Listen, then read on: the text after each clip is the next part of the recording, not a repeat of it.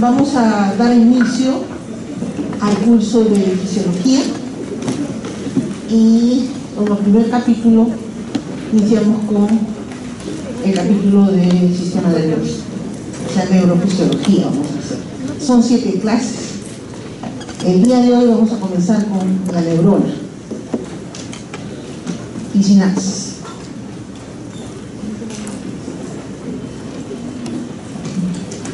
Vamos a hacer una breve introducción al sistema nervioso, luego hablamos de la neurona y la neuromia, luego sinapsis, de los neurotransmisores, y terminamos con los mecanismos de regulación y un breve resumen, ¿no? Lo más importante.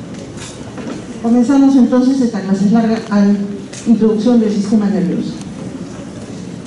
El sistema nervioso tiene una función muy importante y compleja, que es una función reguladora del organismo. Esta función reguladora de todo el organismo lo realiza también el sistema endocrino. El sistema nervioso tiene que ver con todos los sistemas, prácticamente, o todos los aparatos del cuerpo humano. De alguna manera interviene en la inmunidad, en la secreción endocrina misma, en el funcionamiento de los aparatos respiratorios, el digestivo, cardiovascular, etc.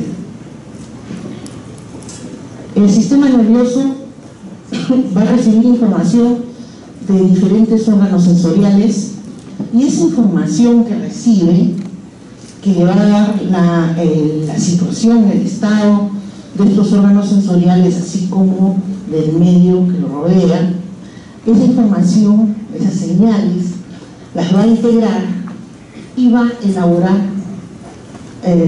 una respuesta adecuada para cada situación. Además, también controla actividades rápidas del cuerpo, como son la contracción muscular, los fenómenos viscerales, que son casi automáticos y que no se sienten, y las glándulas endocrinas, como le digo. Intervienen todas, hasta en la inmunidad. Vamos a ver. ¿Cómo está organizado este sistema nervioso? Hay diferentes formas de tratar de enfocar esta organización del sistema nervioso. La forma más conocida, más clásica, es que tiene 3 porciones.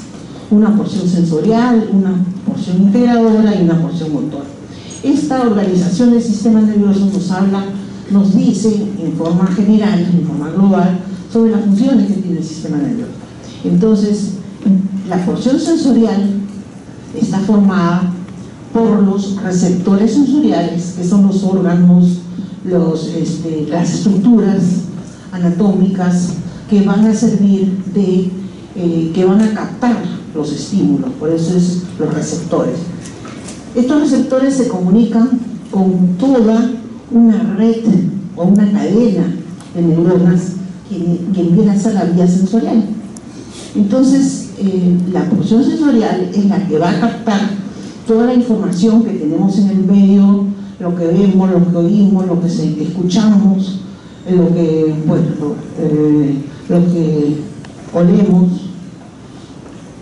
etcétera. Eso lo va a captar y lo va a convertir en qué. Esa información la va a convertir en un impulso eléctrico.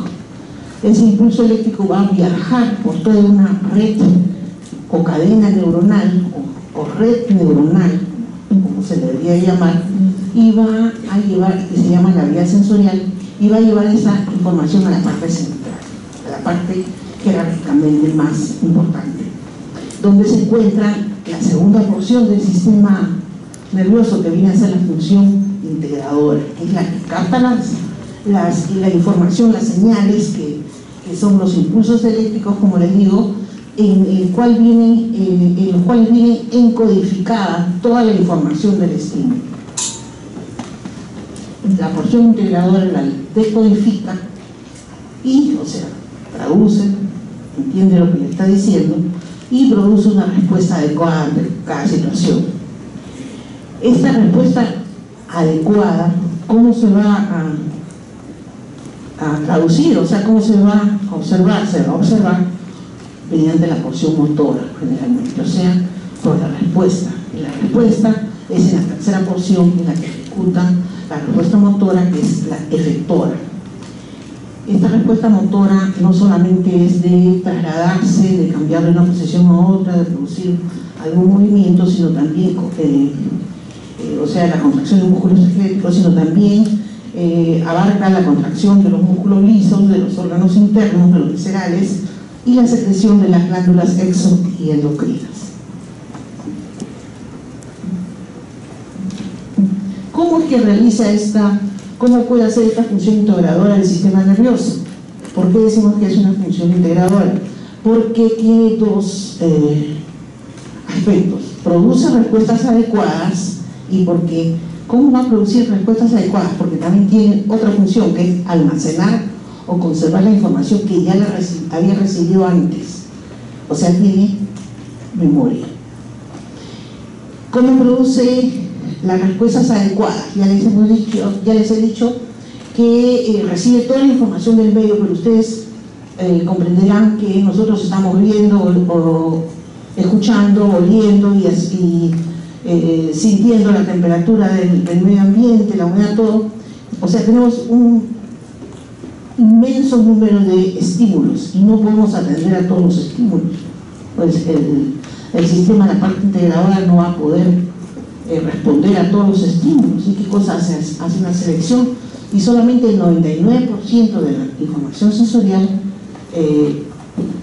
solamente el 1% de la información sensorial que recibe es utilizada, y el 99% es desechada, porque esa información es como cuando ustedes buscan algo, alguna información, y saben que es información válida y cuál es la no válida o basura, cuál es la que importa y la que no. Y además también almacena información, como les digo, en la memoria. ¿Y para qué la almacena?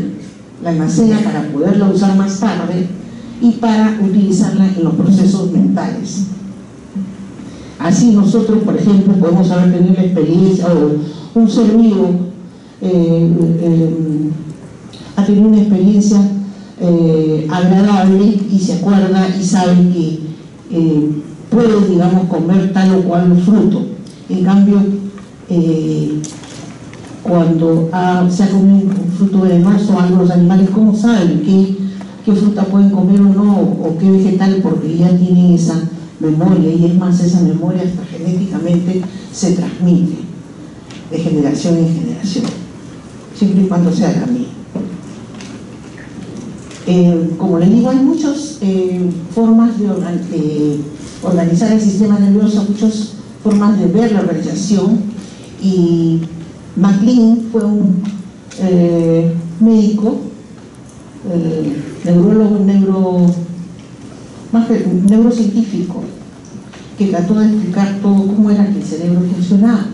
Y entonces él ideó una teoría, y que la teoría del triono, que le llamamos, o sea, de que estaba de acuerdo al desarrollo evolutivo del ser humano, al igual que los animales vertebrados superiores, tienen 3 niveles de organización: un nivel bajo, uno intermedio y uno superior. Y que estos niveles del sistema nervioso están organizados de tal forma que son independientes y que corresponden a diferentes partes del sistema nervioso. Decimos que son independientes porque pueden funcionar a ese nivel, como vamos a ver cuando veamos médula, sin el control directo. Hay ciertos reflejos que se tienen, los reflejos medulares, que no llegan hasta la corteza para que la corteza dé la orden de qué es lo que tiene que hacer, sino que es local nomás. A eso me refiero. Entonces hay un nivel inferior, como es el nivel medular, como el reflejo de retirada, los movimientos de la marcha. No interviene permanentemente la corteza, el neocórtex, ¿no? La corteza superior. Hay un nivel encefálico inferior que controla las funciones vitales, la presión arterial, la respiración, el equilibrio, el tipo de conducta emocional, la ira. Y un nivel encefálico superior o cortical, que es el que controla las funciones mentales superiores que están en el hombre, o sea, la memoria, el lenguaje. Memoria tienen también los animales, pero el lenguaje como lenguaje no. La imaginación, el pensamiento, eso es propio de la especie humana.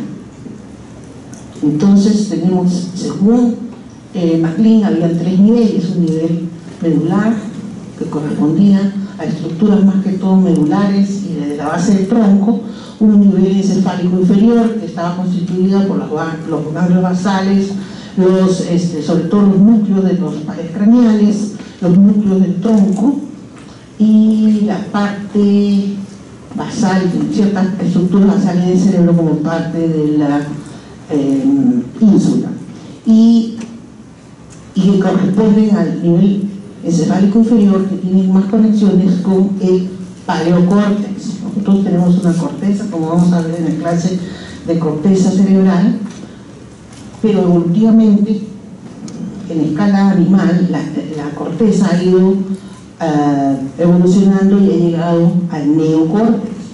El neocórtex solamente tiene los animales los mamíferos más evolucionados, y lo tienen en una forma muy primitiva, muy reducida. En cambio, en el hombre tenemos mucho más neocórtex y menos paleocórtex.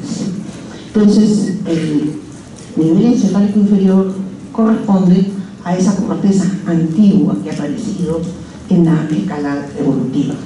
En cambio, el encefálico superior o neocórtex o cortical superior, esa es ya la corteza más nueva, en la que se encuentran, como les digo, ciertas funciones propias del humano, como la imaginación, el lenguaje.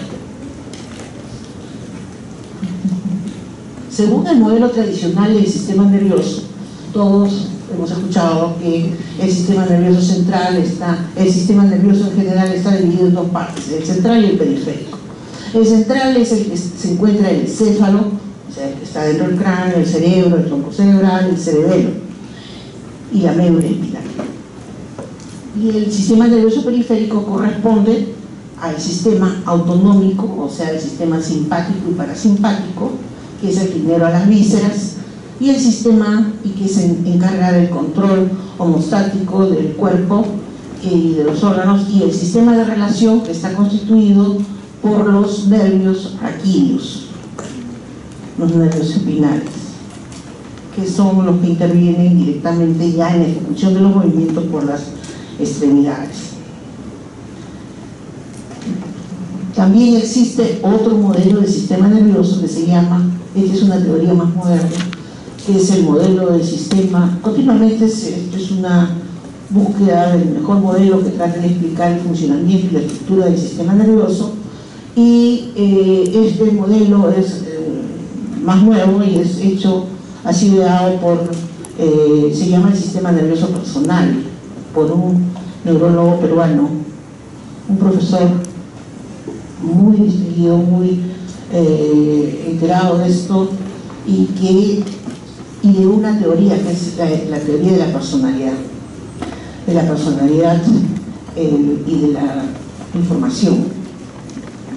Y según este modelo, el sistema nervioso está formado por 2 grandes niveles: el sistema nervioso cortical, que viene a ser lo más alto, que es el neocórtex, que es la neocorteza, la corteza más reciente y donde están las funciones más complicadas, y el paleocórtex, que es donde llega la corteza, la información de las entradas sensoriales, y se encuentran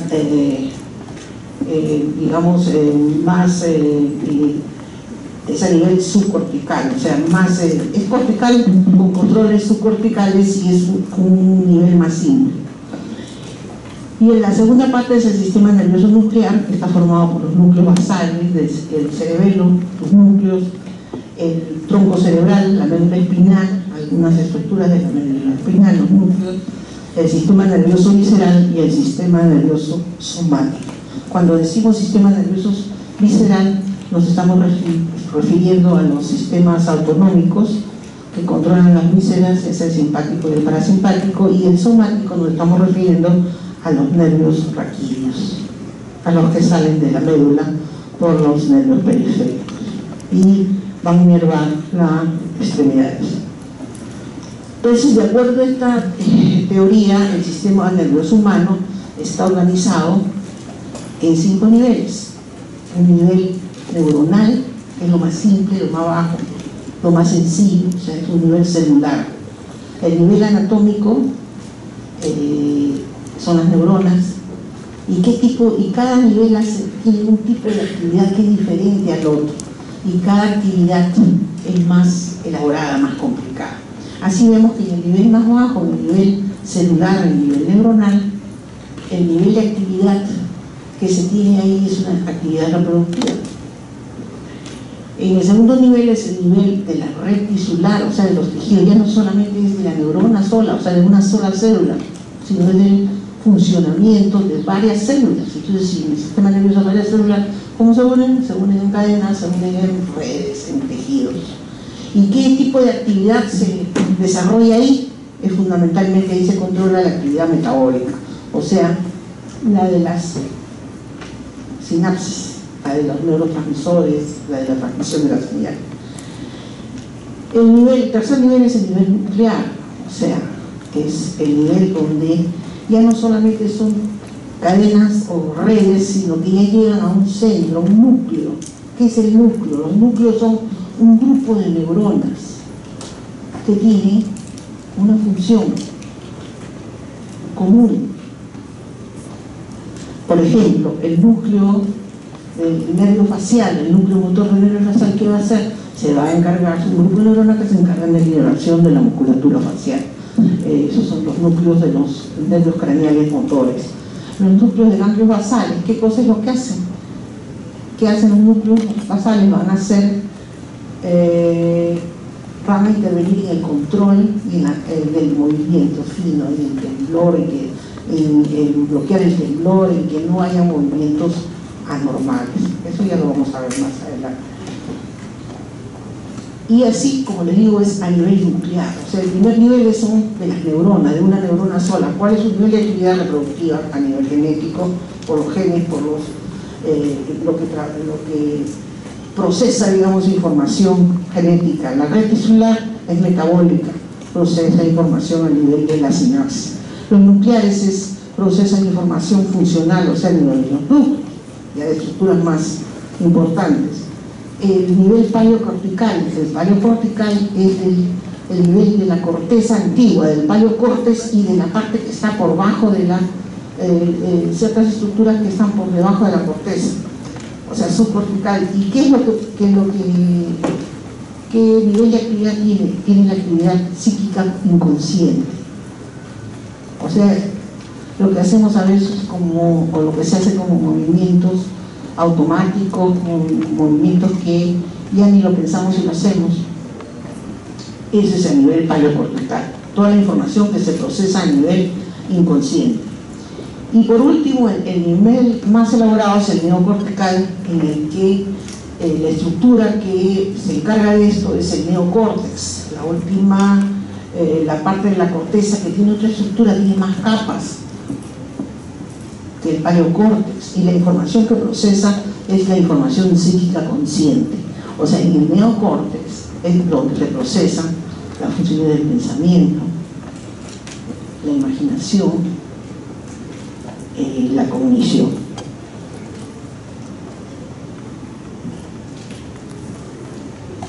Luego pasamos a revisar qué sistemas, qué constituyentes químicos tiene el sistema nervioso. Tiene constituyentes elementales y tiene constituyentes más complejos. Dentro de los constituyentes elementales a nivel atómico, todos sabemos que los elementos básicos de los seres vivos, ¿cuáles son? El hidrógeno, el carbono, el nitrógeno, el oxígeno. También contiene oligoelementos y electrolitos, como vemos aquí. A nivel molecular, tiene el solvente universal, que es el agua, tiene aminoácidos y péptidos, monosacáridos y ácidos grasos. Y los constituyentes estructurales, que son los que van a constituir, más que todo, van a formar la estructura del sistema nervioso, son los polisacáridos, son ya con moléculas más complejas, como los polisacáridos, los lípidos, las proteínas de membrana, las proteínas citosólicas nucleares, los nucleótidos y ácidos nucleicos, los proteolípidos, lipoproteínas y glucolípidos. Bueno, habiendo hecho esta pequeña introducción del sistema nervioso, vamos a pasar ahora a la neurona. La neurona es la célula del tejido nervioso que es diferente a las demás células de otros aparatos y sistemas. Es diferente porque está, digamos, de acuerdo a la función que va a realizar. Las neuronas están divididas en 4 compartimentos, que lo vamos a ver con más detalle adelante. Un compartimento de ingreso, de entrada de la información, otro que es el somático, que es donde se procesa la información. Después viene la conducción, que sería la acción, y la salida, que es por la sinapsis, por la parte del axón terminal. Hay diversas formas de neuronas. Las neuronas de la corteza son, vamos a ver, algunas son pequeñas, otras son grandes, como las células piramidales, otras son diferentes, como la célula de Purkinje, por ejemplo, en el cerebelo. Entonces hay más de 50 tipos de neuronas en todo el sistema nervioso. Santiago Ramón y Cajal fue el primero que descubrió las neuronas, la describió y fue el autor de la teoría neuronal. O sea que fíjense, hasta antes de él no se sabía que la neurona era la célula que constituía, que iba a formar, que era la que elaboraba, la que intervenía en todos los procesos del sistema nervioso. No es la única célula que hay, vamos a ver, otras células también. Pero todas, por más diversas que sean, todas tienen características comunes. Están muy polarizadas, o sea, están preparadas para la transmisión del impulso nervioso. Son excitables, más que las células epiteliales. Las otras células también del organismo pueden ser excitables, pueden ser reaccionar ante un estímulo, pero estas son mucho más excitables que las otras. ¿Por qué? Porque tienen que recibir la información que la van a traducir en un impulso nervioso, y para hacer el impulso nervioso y transmitir esa información, transmitir como el impulso de una forma muy rápida, casi automática, a una velocidad muy rápida, entonces tienen que ser muy excitables y tienen que ser polarizadas. Son más que las otras células, como les digo, y hasta más que el músculo, porque el músculo también es excitable y polarizado. Entonces la neurona es la unidad funcional básica del sistema nervioso. Hay más de 100.000 millones de neuronas en todo el sistema nervioso. Su estructura física refleja las características funcionales, como le digo, un cuerpo, unas estructuras que son las dendritas, que es por donde van a entrar con mayor frecuencia los impulsos, llegan acá al cuerpo y salen por una estructura larga que es el axón, y el axón termina en un ensanchamiento que va a conectarse con otras neuronas, y así se forma la cadena y se va transmitiendo este impulso nervioso a través de la membrana, y que va a pasar acá cuando llega el botón sináptico, se va a convertir, este fenómeno eléctrico, digamos, va a producir un fenómeno químico, va a liberar neurotransmisores que van a ser captados, acá está, por la siguiente neurona, y esta neurona se va a depolarizar, otra vez va a generar un impulso nervioso, si es que el impulso es lo suficientemente intenso y duradero como para llegar a formar un potencial de acción y transmitir la señal, vamos a decir la señal, por toda esta cadena neuronal, a llegar hasta los centros especiales y de ahí elaborar la respuesta y ejecutarla.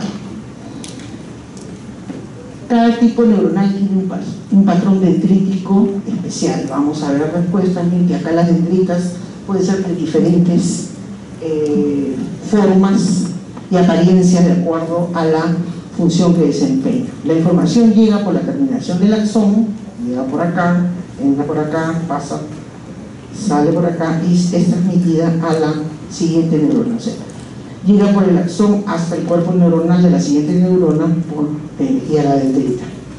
Cada tipo neuronal tiene un patrón dendrítico especial. La población neuronal está definida un poco tiempo después del nacimiento. Esto quiere decir que nosotros cuando nacemos casi tenemos, todavía no tenemos totalmente todas las neuronas, algunas siguen formándose, pero tenemos la mayoría. Cuando ya llegan a ser maduras ya no se dividen. Por eso es que cuando se pierde una neurona no es como otros tejidos que se puede dividir y producir otra neurona, no, se pierde la función. En los humanos existe también una pérdida normal de neuronas que es más o menos 20.000 células al día. La sinapsis, o sea, las uniones de donde la información se transmite de una célula, de una neurona a otra, vamos a ver que están protegidas. Todo esto tiene sus mecanismos de protección y de seguridad. Así como todos los estímulos no los atendemos y no le hacemos caso, no se procesan, más claro, no todos los estímulos que recibimos, también los sinapsis, los estímulos que se procesan y que son transmitidos, están protegidos por un tipo de guía, los astrocitos, que son los guardianes de las neuronas. Ahí están, donde vean una neurona van a ver un astrocito. El astrocito está metido en la barrera hematoencefálica para no dejar que cualquier sustancia entre al sistema nervioso. Está en las sinapsis, ¿para qué? Para recoger lo que queda de los neurotransmisores o de las sustancias químicas que se liberan ahí y poderlas reciclar o eliminar del todo. Y para darle sustancias tróficas a la neurona, para proveerlo de potasio. La neurona necesita potasio.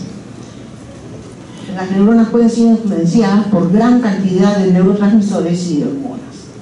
La neurona tiene un cuerpo que se le llama pericariosoma, que es más o menos el 10% de toda la neurona, y adentro de ella se encuentran estas estructuras: el núcleo, las organelas, los citoesqueletos. Y las neuritas es la otra parte de la neurona, que son las prolongaciones. Entonces, el axón es por lo general 1, pueden ser 2, pero es por lo general 1 y es el más largo, y es el que interviene en la sinapsis, ¿no? Directamente el botón sináptico. Y las dendritas son las chiquitas, estas. Y este es el axón. Entonces, el cuerpo tiene el núcleo, las organelas, donde está el retículo endoplásmico rugoso, liso, mitocondrias, el Golgi, las lisosomas y los ribosomas, como cualquier célula del sistema del cuerpo. Pero también tiene un citoesqueleto que está formado por neurotúbulos, neurofilamentos y microfilamentos. Cada uno se diferencia porque hay uno más grande, más grueso, intermedio, mente grueso, y otro más pequeñito. El núcleo, el grande, esférico, tiene un núcleo prominente, tiene una heterocromatina densa y pequeña. Su membrana nuclear, lo importante es que tiene los poros nucleares, y estos poros nucleares es por donde van a dejar que el ARN mensajero, ¿no?, que lleva la señal genética para la producción del ensamble de las proteínas. Origina estos canales, estos poros originan canales hidrófilos donde se intercambian proteínas y ARN entre el citoplasma y el núcleo. Dentro de las organelas tenemos el retículo endoplásmico rugoso, que se llama así porque tiene un aspecto granular, porque ahí están los ribosomas. El rugoso se encuentra en las dendritas, pero no en los axones. Los axones casi no tienen rugosos, solamente al inicio del axón. Y aquí es donde se produce la síntesis proteica. El retículo endoplásmico liso no tiene ribosomas, se encuentra tanto en las dendritas de axones y tiene diversas funciones en diferentes localizaciones. Sirve como depósito, acuérdense, el retículo liso sirve como depósito ¿de qué? Del calcio. El calcio ahí se guarda, ahí se esconde. El calcio es fundamental para la transmisión del impulso nervioso, que vamos a ver interviniendo. Participa en el metabolismo lipídico también, el retículo liso. Aquí vemos cómo, ya ustedes saben, esto ya lleva la síntesis de proteínas, la neurona. Acá está el núcleo, por los poros de la membrana nuclear salen el ARN sale el ARN, el mensajero, acá está, y se coloca delante de los, sale al citoplasma y se coloca delante del retículo endoplasma rugoso, al frente de los ribosomas, y va formando la cadena, va ensamblando la cadena de proteínas. Esto es lo mismo, esta figura, este gráfico, ilustra lo mismo, cómo sale el ARN mensajero del núcleo, pasa al citoplasma, se coloca frente al retículo endoplásmico rugoso, frente a los ribosomas, y son los ribosomas los que van ordenando la secuencia de las aminoácidos y forman las proteínas, las cadenas de proteínas. El aparato de Golgi es un agregado de cisternas de pared lisa, con vesículas aplanadas, recibe los productos proteínas y fosfolípidos sintetizados en el retículo endoplásmico y rugoso, y después pasan a las vesículas secretoras. O sea, el aparato de Golgi recibe las proteínas y las almacena después en vesículas secretoras. Esas proteínas que se forman, que pueden ser los neurotransmisores, se van a almacenar en las vesículas sinápticas, que después van a circular por el axón hasta llegar a las terminaciones sinápticas para actuar en el momento que sea necesario. Acá está el aparato de Golgi, estos pliegues, estas bolsas llenas del material ribosómico y de proteínas. Acá está el retículo endoplásmico rugoso con el aparato de Golgi. O sea, tiene mucha relación ambos, porque ahí es donde este es el Golgi, y y ahí donde se depositan, como les dije, las proteínas. Otros organelas son los lisosomas, donde están los dendritos celulares, o sea, toda la degradación de dendritos celulares, la sustancia de desecho, las peroxisomas, que utilizan oxígeno molecular y participan en la desintoxicación metabólica y van a impedir el acúmulo de peróxido de hidrógeno, un potente oxidante, porque ustedes saben que el oxidante mata a las células, y en este caso a las neuronas es más fatal, ¿no? Las mitocondrias son otras organelas que están formados, que son sacos de doble membrana con crestas y matrices, como ya saben, y lo importante de las mitocondrias es que son las fábricas de energías. Ahí se produce la fosforilación oxidativa y son importantes en la actividad metabólica neuronal.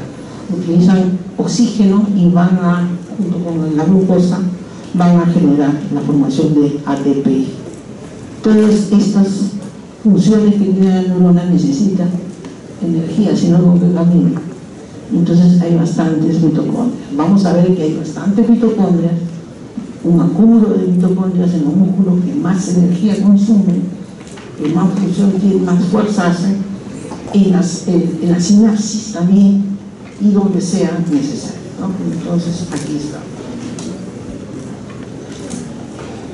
También hay otros depósitos intracelulares que ya son patológicos. Vamos a traído acá unos ejemplos, por ejemplo, en enfermedades neurológicas que se producen porque hay depósitos de ciertas proteínas dentro de las neuronas, pero son depósitos anormales y son depósitos que a la larga van a matar a las neuronas, como por ejemplo en la enfermedad de Alzheimer, en la demencia por Alzheimer, que es una enfermedad neurodegenerativa en la cual las neuronas empiezan a morirse, las neuronas del neocórtex. O sea, imagínense ustedes, donde tienen almacenada toda su memoria de toda la vida, tienen toda la información en el neocórtex, tienen la información especial que es indispensable para poder vivir, y ahí se empiezan a perder, se empiezan a morir. ¿Por qué? Porque se acumula, se encuentra que se acumula unos proteínas que es el amiloide, el beta-amiloide. Se deposita primero como ovillos neurofibrilares y después ya forman la placa de amiloide. O sea, hay neurofibrilares que son como pequitas aquí que ustedes ven, y aquí ya están, estos son los depósitos de amiloide, y aquí es el core, la parte central de la placa de amiloide. Y otras enfermedades como en el Parkinson, en que en el Parkinson, por ejemplo, en las células, en el Parkinson hay depósitos de otra proteína que va a formar los cuerpos de Lewy. El cuerpo de Lewy es una enfermedad que anteriormente se creía que era lo mismo que el Parkinson, pero no es el mismo Parkinson. En el Parkinson hay una variedad, ya se ha encontrado de que hay varios tipos de enfermedades que parecen Parkinson, pero que realmente no son solamente el Parkinson. Hay un Parkinson idiopático, que es el que nosotros conocemos, que es el que más se conoce, que es el Parkinson idiopático, ese es el que hay temblor, rigidez, hipocinesia. Ese es el Parkinson idiopático. Pero hay un grupo de enfermedades que antiguamente se consideraban Parkinson y eran muy parecidos al Parkinson, pero tenían ciertas características que lo diferenciaban. Por ejemplo, unos tenían problemas con la motilidad ocular, o sea, hacían eso y se caían frecuentemente, no tenían buen equilibrio, o sea, desde el principio era un Parkinson como que se caía desde el principio y no podían mover bien los ojos y terminaban con una demencia rápida. Esa es la parálisis supranuclear progresiva. Hay otro tipo que parecía Parkinson, que es la enfermedad con los cuerpos de Lewy. ¿Qué pasa? Estos pacientes tienen un cuadro parecido al Parkinson, tienen temblor, rigidez y hipocinesia, pero además tienen psicosis, alucinaciones y una demencia bien rápida, bien galopante. Y cuando le hacen el estudio, le encuentran estos cuerpos de Lewy. Se tienen con una atención especial y que vienen a ser unas filamentos de alfa-sinucleína, que es otra proteína.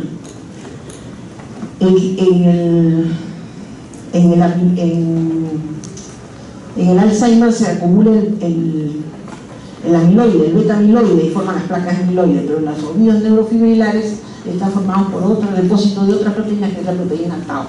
Y así hay otras proteínas hay otras enfermedades neurodegenerativas en el cual se acumulan la proteína tau, que es otra proteína, y esas se llaman las taupatías. Todas producen demencia, pero no son igual que la demencia del Alzheimer. Entonces así, en el Parkinson, a lo que iba al principio, hay un Parkinson idiopático, que es el que nosotros conocemos, que se llama la parálisis agitante, que le dan a las personas por lo general mayores, y es cuando se deja de formar la dopamina en el cerebro. Entonces esa es la enfermedad de Parkinson. Pero hay otras que se parecen y que se les llama, todo ese grupo de enfermedades se les llama Parkinson Plus, porque es un Parkinson con algo más, el Parkinson Plus. Y ahí tenemos la parálisis supranuclear progresiva, la demencia a cuerpos de Lewy, la degeneración córtico-basal y un montón de enfermedades que tienen algo de Parkinson, pero aparte tienen algo más. La atrofia multisistémica también, que tiene Parkinson, signo de Parkinson, mejor dicho, pero también tiene signos piramidales, porque el Parkinson son signos extrapiramidales, y él también tiene signos piramidales, no es Parkinson, es una enfermedad neurodegenerativa. Y lo malo de estos Parkinson Plus es que no responden bien al tratamiento con la dopamina. En cambio, el Parkinson por lo menos responde un buen tiempo al tratamiento con lo que le falta, no con la levodopa, se le da levodopa, porque no tienen dopamina, se le da un medicamento que reemplaza que es la levodopa, que reemplaza la dopamina. En cambio, los otros neurodegenerativos, los Parkinson Plus, no responden bien. Esa es una forma también de poderlos diferenciar. Luego tenemos el citoesqueleto, como les dije, que son unos filamentos o túbulos de diferentes milímetros de grosor, que de los más grandes, de los neurotúbulos, y los más pequeños, los microfilamentos. Los intermedios son los neurofilamentos. Los más grandes, los neurotúbulos, recorren la longitud de los axones y las dendritas, intervienen en el desarrollo y mantenimiento de las prolongaciones neuronales y intervienen en los neurotúbulos en el transporte axoplásmico, porque por ahí, ahora vamos a ver una figurita, cómo en estos neurotúbulos viajan las proteínas de las vesículas, con una vesícula de los neurotransmisores y de otras sustancias.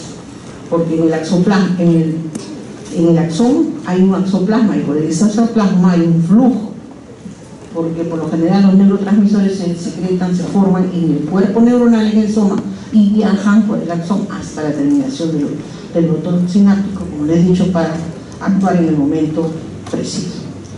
Los neurofilamentos son intermedios, forman y transportan axoplasma, están en los axones y no en las dendritas, los neurofilamentos. O sea, estos filamentos intermedios no están en las dendritas, sino están en el axón, que es más grueso.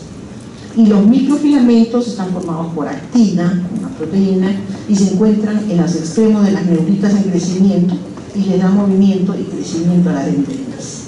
Aquí tenemos la misma información que les he dado en el slide anterior, pero aquí ven diferentes colores y pueden verse con más detalle y con más objetividad en la diferencia de tamaño de los tres.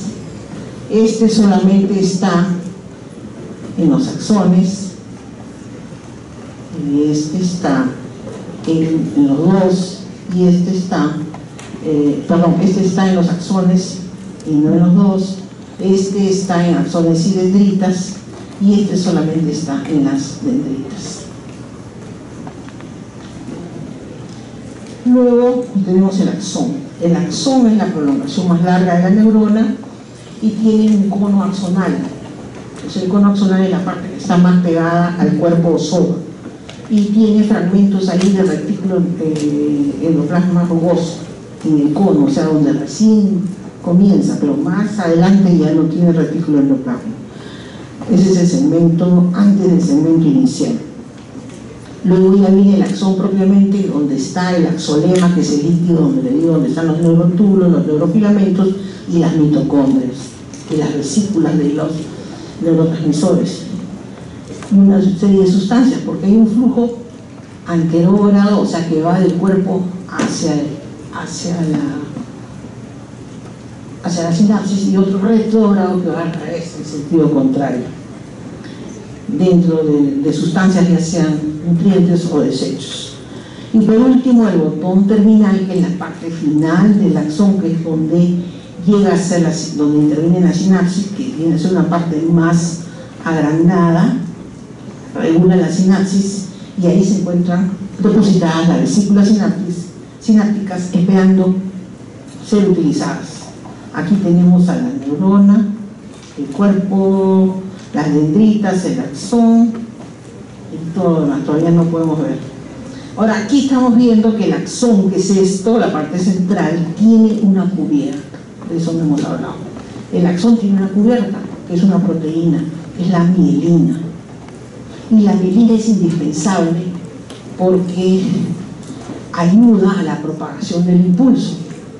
Tiene mielina, todos los axones tienen mielina, para que pase rápido el impulso. Ahora, ¿cómo pasa el impulso? Entonces pasa por la membrana. El impulso pasa por la membrana. El potencial de acción se transmite por la membrana. ¿Y cómo se transmite? Por saltos. Ustedes van a ver que acá tiene mielina y acá hay un estrangulamiento, o sea, hay una zona así como esta que no hay. Entonces salta de aquí hacia el otro. Entonces el impulso es saltatorio. Cuando existe una enfermedad en el cual, sea lo que sea, una enfermedad, un trastorno, lo que hubiera, que destruye la mielina, ¿qué es lo que va a pasar? No va a pasar el impulso de potencial de acción, y entonces no va a poder funcionar, o sea, se interrumpe la señal. Así, hay enfermedades como, por ejemplo, el Guillain-Barré, no sé si ustedes han escuchado, la polineuritis aguda desmielinizante. Es una enfermedad producida por un virus, por la proteína de un virus que mimica, o sea que es muy parecido a la mielina, y el sistema nervioso, el sistema inmune se equivoca y cree que la mielina es la proteína del virus y lo ataca y lo destruye. Entonces imagínense ustedes, y eso es la polineuritis, radiculoneuritis ocurre en los nervios periféricos, o sea, en los nervios espinales. Imagínense que ustedes que produzcan esa reacción de autoinmune, y entonces se destruye la mielina de todas las extremidades. ¿Qué es lo que va a pasar? Se muere. Hay parálisis. Y la parálisis puede ser de diferentes grados. y puede llegar hasta la parálisis respiratoria y se puede morir. La persona está atenta, está mentalmente bien. Esa es la polirreumatismo nervioso. Hay otras enfermedades del sistema nervioso, estoy hablando de un ejemplo del sistema nervioso periférico. En el sistema nervioso central hay otra enfermedad que se destruye la mielina, como por ejemplo la esclerosis múltiple. Ya la van a ver ustedes en clínica, que es de otra forma, que aparecen placas en diferentes sitios. Pero ¿qué tipo de mielina se destruye? Se destruye la mielina central, no la periférica, no la de las extremidades, no la de los nervios raquídeos, más claro. Pueden tener parálisis de medio cuerpo, ¿no? O sea, de dos extremidades, pero no es porque se destruye el nervio periférico, sino por destrucción de la mielina central. Tienen una plaquita, una manchita en la sustancia blanca del encéfalo. Entonces, ¿qué va a producir? Parálisis, trastornos sensitivos, lo que sea. ¿Y por qué hay esa diferenciación? Porque la mielina, acuérdense bien, la mielina del sistema nervioso central, estoy hablando del cerebro, del cerebelo, del tronco, del cuerpo de la médula, es producida ¿por qué? Por un tipo de glía, que es el oligodendrocito. En cambio, la mielina periférica, la que está en los nervios periféricos, está producida por las células de Schwann. Esta diferenciación es importante porque el grado de recuperación no es igual. Aquí vamos a ver el transporte axonal. Ustedes ven que este es un corte de un pedazo, una sección del axón. Aquí tenemos los microtúbulos y ustedes ven acá las vesículas que están transportadas. Las vesículas con los neurotransmisores son transportadas en sentido anterógrado, o sea, del cuerpo hacia el final, hacia la sinapsis, y aquí están las vesículas con los neurotransmisores. Y así es como fluye, cómo se grafica, es un ejemplo, ¿no? Cómo se grafica la circulación de las vesículas con neurotransmisores. Luego las dendritas, que por lo general son numerosas, aumentan el área receptiva de las neuronas porque las dendritas son tantos que aumentan la capacidad de la neurona de conectarse. El éxito del sistema nervioso es que se puede conectar con un montón de neuronas, o sea, con un montón de sitios, con neuronas que vienen de otro lado. Y así es como explicamos que como una neurona, o sea, un área frontal tiene conexión con el área occipital, porque hay vías de conexión, anteriores con las posteriores, superficiales con las profundas, derecha con la izquierda. Todo está conectado. ¿Y cómo funciona? Funcionan holísticamente, o sea, todo casi simultáneo, al mismo tiempo, todos automáticos. Aquí tenemos la neurona y acá están las dendritas. Miren, esto se le llaman las espinas dendritas. Entonces, miren la gran capacidad de que cada neurona se conecta con otra. Entonces, si se muere una neurona o un grupo de neuronas que se conectan con esta, se pueden conectar con otras neuronas que pueden ayudarle a hacer su función. Aquí vemos en este dibujo diferentes tipos de neuronas de diferentes tamaños y de diferentes aspectos. Miren, esta rosadita es una neurona motora, que es la neurona piramidal, que es más grande, las células piramidales, más grande, tiene esta figura que es diferente a esta, que es una neurona sensitiva, del ganglio espinal. Y estas son interneuronas, son neuronas más chiquitas que lo que hacen es conectar una neurona con otra. Porque lo que hace la parte motora recibe información de la parte sensitiva también. Vamos a verlo en todo esto durante el desarrollo del curso. Por último tenemos la membrana neuronal. La membrana neuronal es la capa más externa, que está formada por dos capas fosfolipídicas, una y dos, y que presentan una barrera hidrófoba impermeable a la mayoría de sustancias hidrosolubles. O sea, la membrana de la neurona es casi impermeable a las sustancias hidrosolubles, es más permeable a las sustancias liposolubles. Y dentro de esta membrana están los canales iónicos y los receptores. Como ustedes ven, este es un dibujo de la membrana con sus dos capas fosfolipídicas, acá, una y dos. Y aquí están los receptores y los canales, ¿no? O poros de membrana. Entonces habíamos dicho que la neurona Ya les había adelantado, tenía 4 compartimentos funcionales: la entrada, la parte de la entrada que son las dendritas, la integradora que es el cuerpo soma, que contiene el ADN, el soma es el que va a codificar el ADN y va a formar las proteínas, y tiene un mecanismo complejo de síntesis. El axón, que tiene una función de conducción, por ahí pasa todo, para salir, y se proyecta a largas distancias a las células efectoras.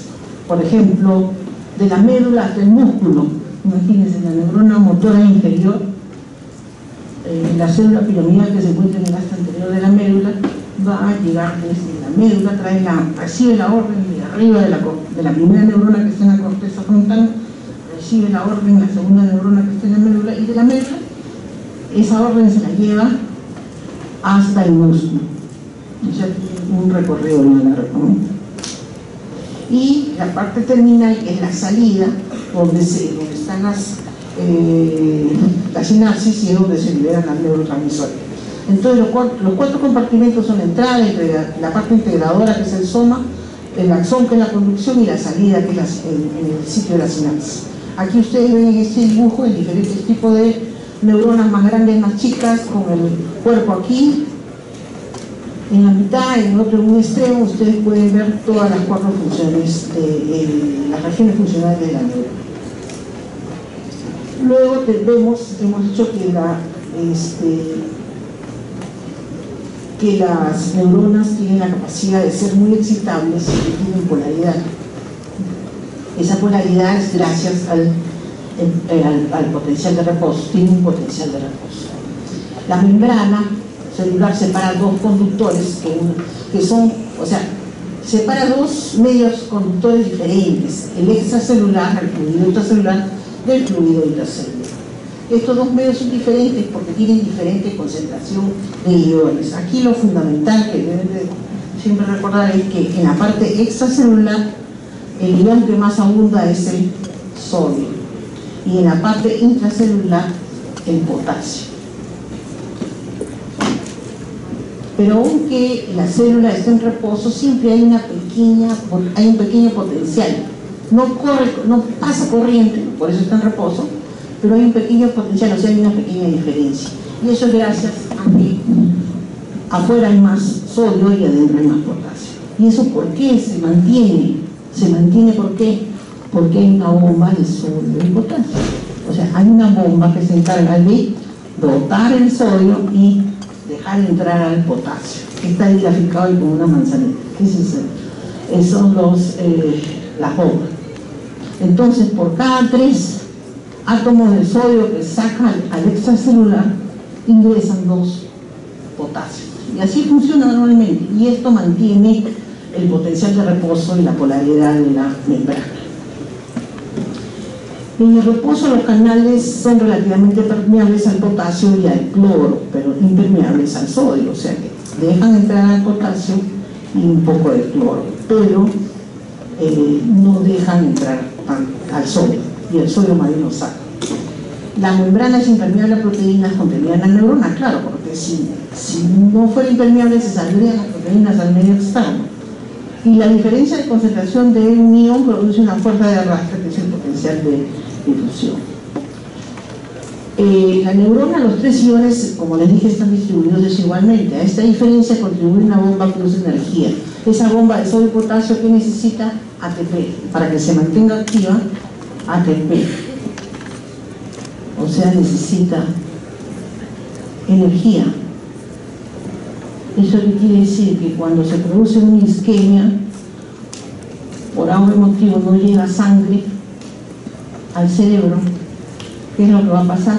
Se produce una isquemia, no llega sangre, no se produce los compuestos energéticos, no llega, si no llega sangre no llega oxígeno y no llega glucosa, ¿no es cierto?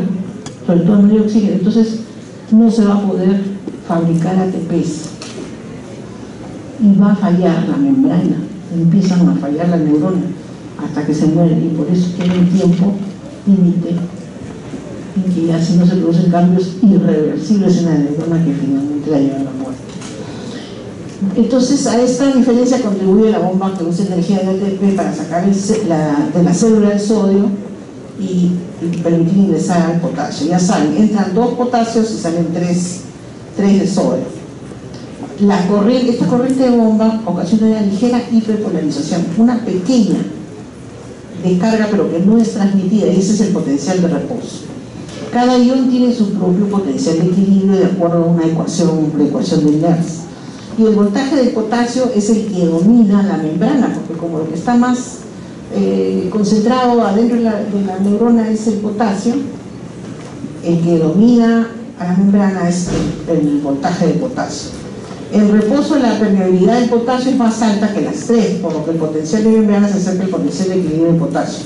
La membrana no está en equilibrio porque los iones no están en potenciales de equilibrio. La bomba de sodio y potasio mantiene esta diferencia, pero se encuentra un flujo neto de corriente a cero, o sea, no se transmite corriente. Por favor, los que están atrás, parados conversando, o se sientan y escuchan, o continúen conversando afuera. No se lo voy de acá. Y no interrumpen la clase, háganme por favor.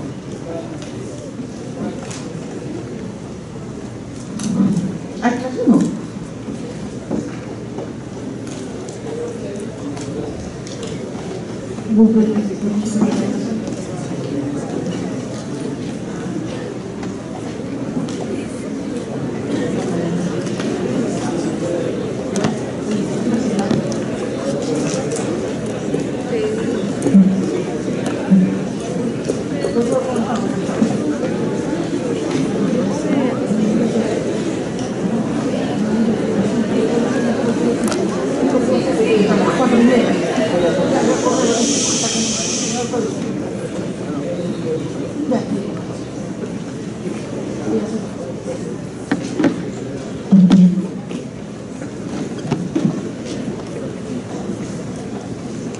El potencial normal de la membrana, como les dije, es el potencial de difusión, lo que más se acerca al potencial de difusión del potasio, porque el potasio es el que más se encuentra dentro del interior de la célula.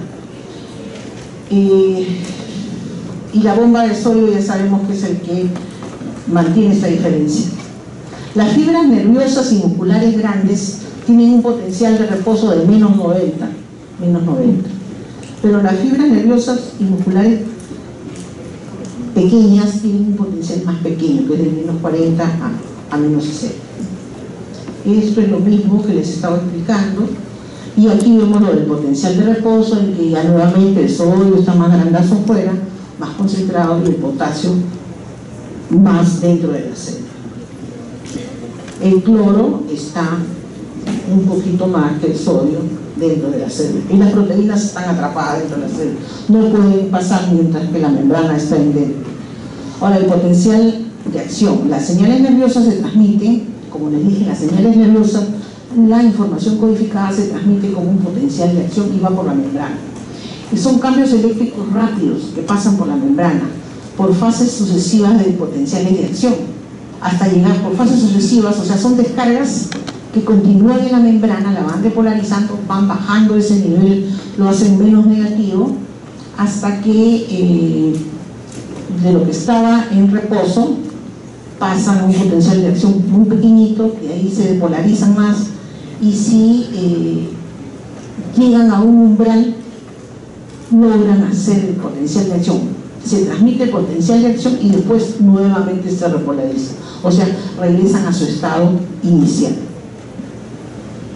Y todo esto porque aquí vemos la bomba de sodio y potasio no deja que entre el sodio ni que salga el potasio, y aquí en estos canales de escape, cuando se repolariza y ya se permite que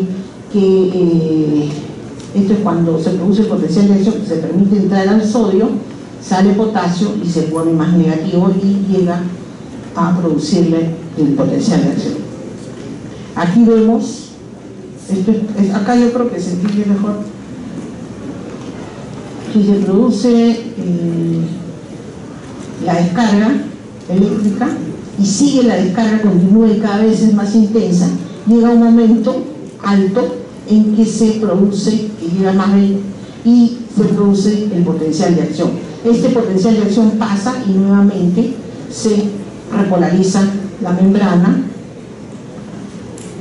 y vuelve a su estado anterior, inicial. Aquí otro dibujo, como les dije, de la neurona, y aquí tenemos los nódulos de Ranvier, en la que se ilustra la proteína, la mielina, que está distribuida alrededor del axón, su función es hacer que el impulso del potencial de acción pase más rápido, porque va a ser saltatorio de nodo en nodo y pase más rápido. Cuando esta mielina se pierde, se retarda, se demora más el impulso y se pierde función. La otro tipo de células que se encuentran en el sistema nervioso son las glía, la neuroglía.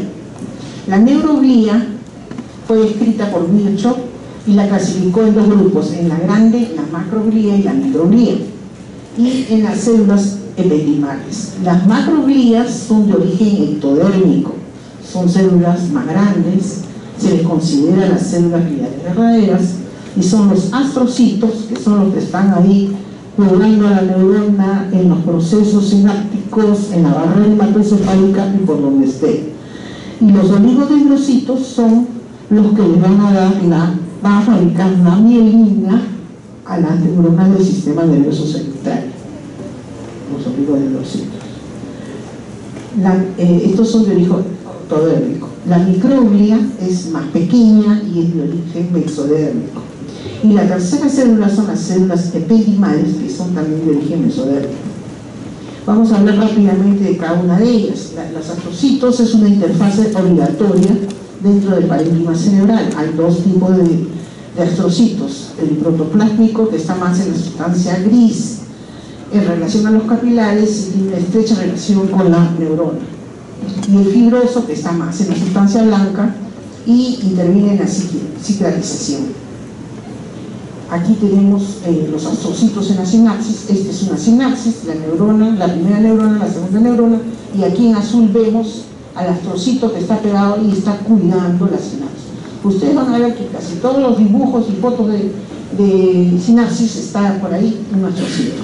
Entonces el astrocito le da un soporte trófico a las neuronas, le provee, le da potasio, lo abastece de potasio, le da factores de crecimiento neuronal.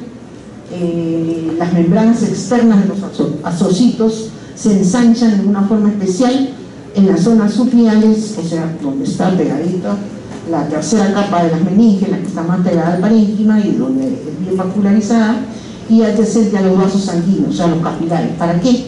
Para formar la barrera, o sea, para no dejar que cualquier sustancia pueda entrar al sistema, o cualquier germen, o cualquier... Si tienes buena barrera hematoencefálica, tienes una buena defensa. Cuando veamos en la clase de barrera hematoencefálica vamos a ver cómo es toda la fisiología y la anatomía. Las funciones del astrocito es intervenir en la reparación tisular. Cuando hay un traumatismo, el astrocito interviene en recuperar, digamos, a la neurona, bajar la inflamación, evitar tanto la fibrosis, la destrucción de la neurona, y en algunas enfermedades estos astrocitos se convierten en macrófagos dentro del sistema nervioso. Por eso es que es un componente resistente a las enfermedades. O sea, aparte que no los deja pasar por la barrera, si llegan a pasar los astrocitos, se convierten en macrófagos.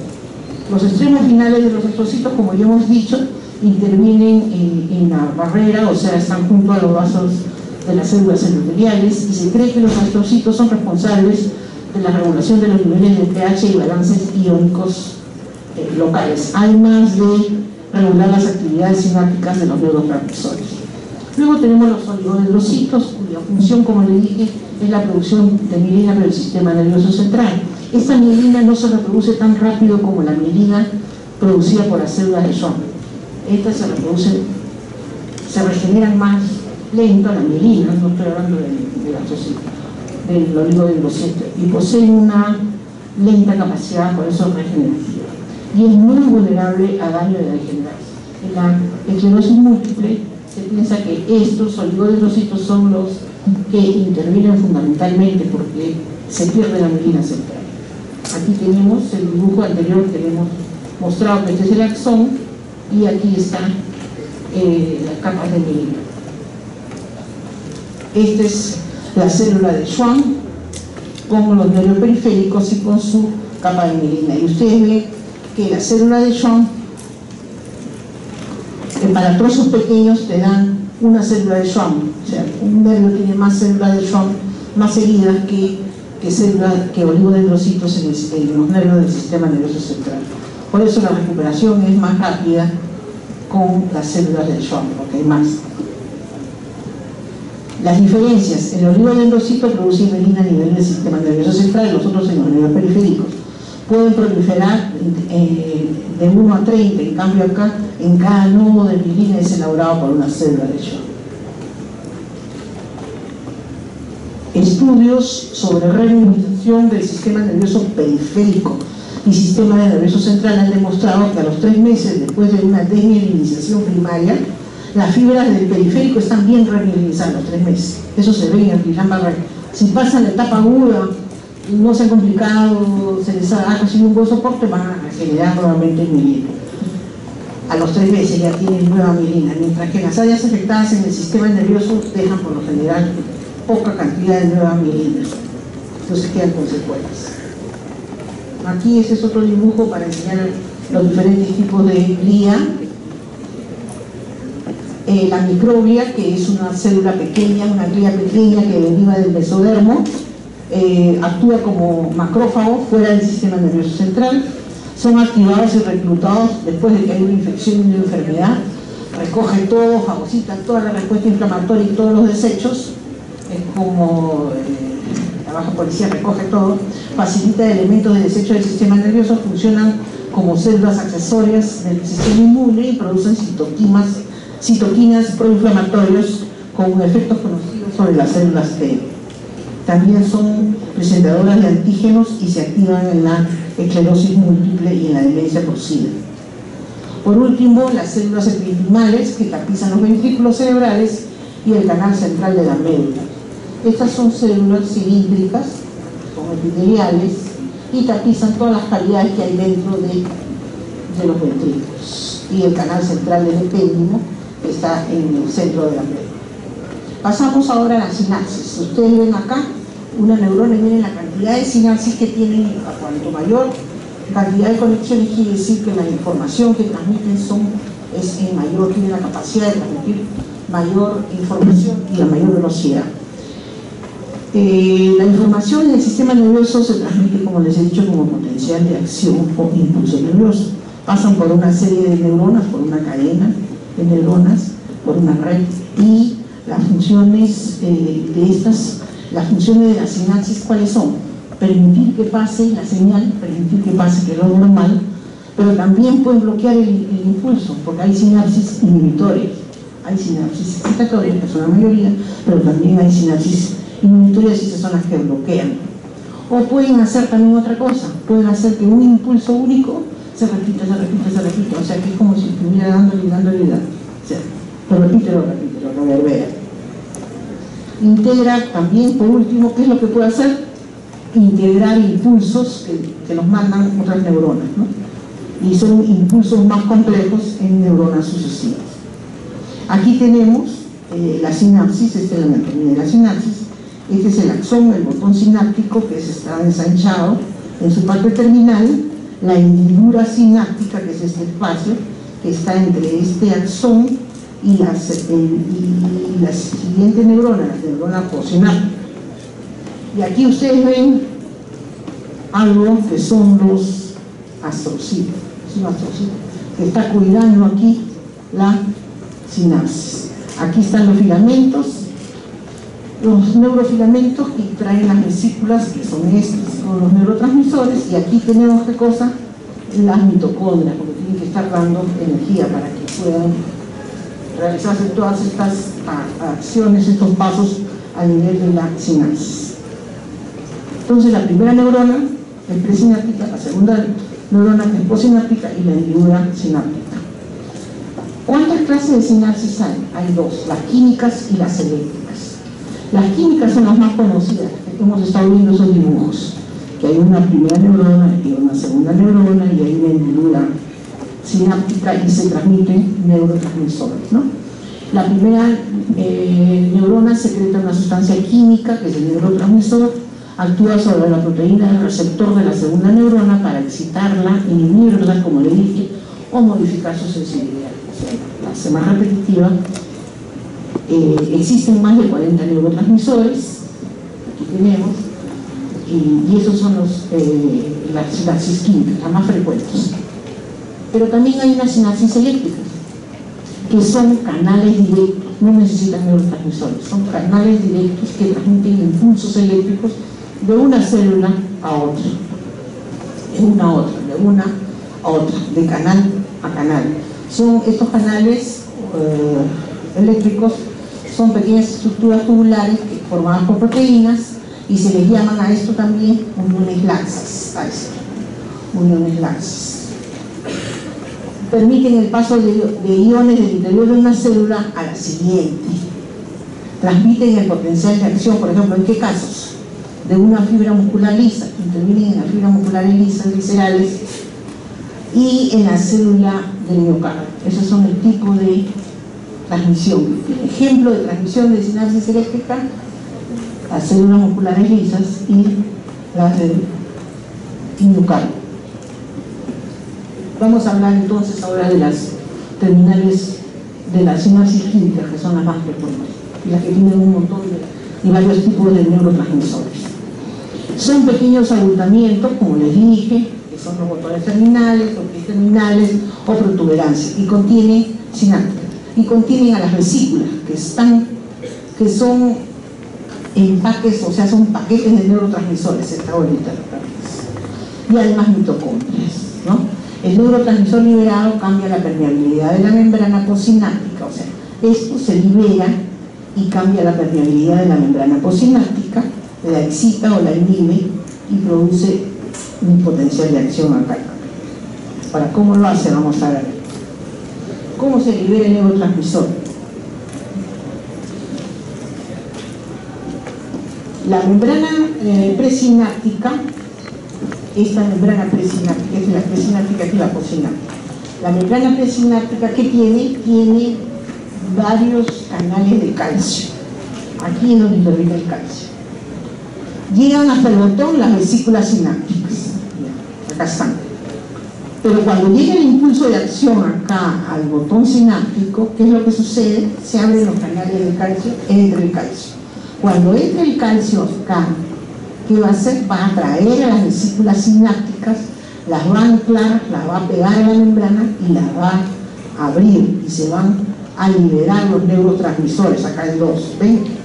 Se liberan y salen a la hendidura sináptica. Una vez en la hendidura sináptica van a actuar sobre los receptores de la célula postsináptica.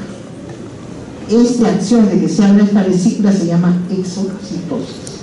Y esto se produce por la presencia de calcio. ¿Y el calcio por qué? ¿Por qué entra el calcio? Porque se abre el canal del calcio. ¿Y por qué se abre el canal del calcio? Porque llega el impulso eléctrico dependiente, voltaje dependiente. Entonces llega el potencial de acción acá y abre estos canales y hace que esto salga.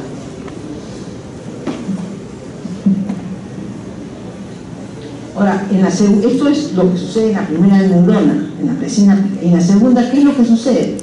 Es captado por los receptores.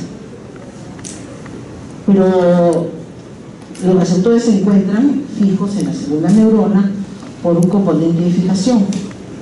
Y ahí es donde se une el neurotransmisor.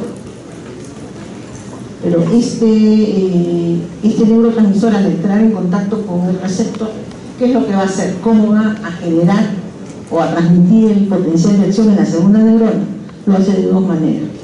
A través de canales, o sea, deja que entre sodio, o sea, el ionósfero, el directo, o en la forma indirecta, activando al segundo mensajero. Esas son las dos formas que hace que se genere el potencial de acción acá, en la segunda neurona. ¿Ya? El neurotransmisor actúa con el receptor. Al actuar con el receptor hace dos cosas. O lo hace en forma directa, abre los canales de iones, por lo general el sodio, esto se depolariza y se produce y si se depolariza y sigue aumentando la depolarización, llega a formar el potencial de acción en la segunda neurona o por el segundo mensajero, o sea, en forma indirecta. Haciéndolo por los canales iónicos, o sea, de forma directa, es más rápida, en fracción de milisegundos, y hay dos tipos de canales: los canales catiónicos, que atraen al sodio, o los canales aniónicos, que atraen al cloro. Entonces son dos tipos de canales, o positivos o negativos. Este es el canal iónico, que se va a abrir por estimulación del receptor en la segunda neurona. Tipos de canales: acá tienen, hay un canal que se abre aquí en el medio, es un tipo de canal. Otros canales que cuando se abre el canal se abre todo, y cuando se cierra toda la luz del canal. Acá no, acá es un pedacito nomás en el centro. Y hay el tercer tipo de canal, que es porque tiene una proteína que actúa como una válvula que tapa acá, este porito, el porito final del receptor. Eso es para que sepan los tipos de canales iónicos, de acuerdo a su forma. En cambio, cuando actúan en forma indirecta por el segundo mensajero, la acción no es tan rápida, no es directa, por eso se llama, es más prolongada, pero sirve para funciones más complejas, como la función de la memoria. Y aquí lo que se activa es una proteína intermedia, que es la proteína G. Esta sustancia transmisora activa la proteína del receptor, o sea, de la membrana postsináptica, activa la proteína G. La proteína G tiene tres elementos: se libera el componente alfa, que queda libre en el citoplasma, y esta fracción alfa de la proteína G va a abrir canales iónicos, o sea que a las finales abre canales iónicos específicos, como ha hecho el otro en forma indirecta. Pero no lo hace tan rápido, porque tiene que activar a la MPG, al AMP cíclico, al GMP cíclico. Produce cambios metabólicos que duran más y que son cambios más a largo plazo. Activan enzimas celulares o pueden activar la transcripción de un gen. Este tipo de respuesta de segundo mensajero es importante en modificaciones de respuesta de vida neuronal. Entonces, estas son las dos formas, en síntesis, cómo es que se depolariza la neurona postsináptica, ya sea directa por canales o por indirecta por el segundo mensajero. Bien. Aquí tenemos los receptores de membrana, y aquí se ve más explicadito lo de la proteína G.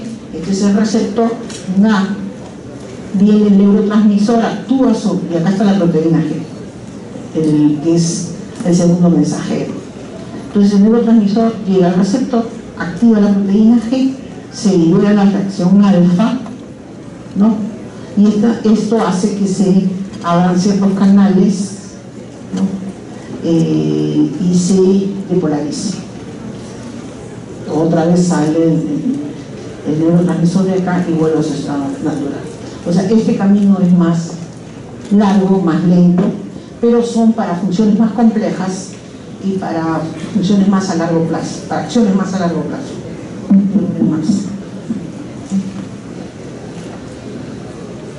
Los mecanismos moleculares de los tipos de receptores de la membrana postsináptica pueden ser excitadores, o sea, aumentan la carga positiva, o pueden ser inhibitorios que inhiben la carga negativa. Acuérdense, todos los que son inhibitorios que aumentan la carga negativa, interviene el cloro. En cambio, en nosotros interviene el sodio, abre canales de sodio. Los excitatorios son el sodio y los inhibitorios es el cloro. Existen más de 50 sustancias químicas neurotransmisores, pero los neurotransmisores los dividimos en dos grandes grupos: son los de molécula pequeña, que son los más frecuentes y que van a llevar señales sensoriales al cerebro y a los músculos, y los de molécula grande y de acción lenta, que tienen efectos más prolongados. Por lo general interviene la proteína G en la segunda neurona, ¿no? Y son los neuropéptidos. Entonces, transmisores de molécula pequeña es el grupo 1, 2, 3 y 4. Aquí tenemos numerados la acetilcolina 1, en el grupo 2 las aminas, norepinefrina, dopamina, serotonina y histamina. En el grupo 3 están los aminoácidos, que son estos: GABA y glicina son excitatorios, inhibitorios, y glutamato y aspartato son excitatorios. El grupo 4 es el del óxido nítrico, que produce oxidación. En cambio, esos son los de molécula pequeña, y son los más frecuentes. Hay otros que son los de molécula grande, que se le llama también neuropéptidos. Y son por lo general hormonas. Son las hormonas liberadas por el hipotálamo, los péptidos hormonales, los péptidos que actúan sobre el intestino y el encéfalo, y los que proceden de otros tejidos como la angiotensina 2, la arginina, el péptido del sueño y la calcitonina. Entonces, como ven, hay dos tipos de transmisores, los pequeños más frecuentes y los grandes, que son los neuropéptidos. Ahora, estas moléculas que se liberan en la sinapsis, ¿cómo se recuperan? Estas se van reciclando, algunas se reciclan constantemente, como la acetilcolina. Sale la acetilcolina, se utiliza en los receptores, pero hay un excedente, porque siempre botan más de lo necesario. Ese excedente se va a reciclar, o sea, se desdobla por reacción enzimática. Acá tenemos, se sintetiza juntando la acetilcoenzima A con la colina y forma por medio de la enzima acetiltransferasa de colina. Se almacenan en vesículas, esa es la acetilcolina. Pero cuando se liberan en la hendidura sináptica, la acetilcolina otra vez se desdobla en sus dos componentes iniciales y se recicla la colina se recicla y es transportada otra vez al botón sináptico para volverla a utilizar. Esa es la más común de usar. En cambio, en los de las moléculas grandes, por lo general todas se destruyen. Todas las que quedan de más se destruyen. Entonces aquí vemos que en este botón sináptico, que es donde están las vesículas, los neurotransmisores se juntan, forman una vesícula, se abre el canal del calcio, el calcio lo jala, lo ancla, lo pega y se produce la exocitosis, ¿no? Se pega a la membrana, se abre y salen los neurotransmisores. En el caso de la acetilcolina, que se desdobla nuevamente, que se queda excedente acá en el espacio, se desdobla y la colina regresa y va a formar otra vez más vesículas de acetilcolina. Cada clase de neuronas libera un solo tipo de neurotransmisor de molécula pequeña. Pueden liberar uno o más neuropéptidos, pero estos neuropéptidos, después de ser liberados en la sinapsis, se destruyen. Los neuropéptidos se difunden en los tejidos y se destruyen en minutos a horas por enzimas que se encuentran ahí. Las moléculas pequeñas se desactivan en segundos por difusión o por destrucción enzimática, como el ejemplo de la acetilcolina. O sea, la destrucción enzimática significa que se desdoble, ¿no? Y por transporte retroradioactivo regresa a la terminal sináptica y se reutiliza la colina. Los fenómenos eléctricos de la excitación neuronal son, por ejemplo, primero el potencial de reposo del soma neuronal. Ya sabíamos que la neurona tenía un potencial de reposo del soma. Después viene el potencial postsináptico excitador y se genera un umbral de excitación y generación del potencial de acción. O sea, la excitación neuronal, para que pase a la segunda neurona se encuentra primero con un potencial de reposo. Tranquila, viene el potencial postsináptico excitador, o sea, viene de la sinapsis, se unen los neurotransmisores a los receptores, se produce el potencial postsináptico excitador, pero para que llegue a ser un potencial de acción igualito que la membrana, cualquier membrana, tiene que llegar a un nivel, a un umbral, para que genere un potencial de acción. O sea, tiene que crecer para eso. El potencial de reposo del soma neuronal es la diferencia de concentraciones a través del soma neuronal. Y también en el soma neuronal, ¿qué es lo que más hay? Hay potasio. Y el potencial es más o menos de menos 65. Cuando el potencial postsináptico excitatorio se eleva, esta es la sinapsis. Cuando viene el potencial y llega acá, y el potencial se eleva, o sea, si se eleva, le da carga positiva entre el sodio, le da carga positiva y se hace menos negativo. Y se produce el impulso excitador. Si en cambio el umbral de excitación es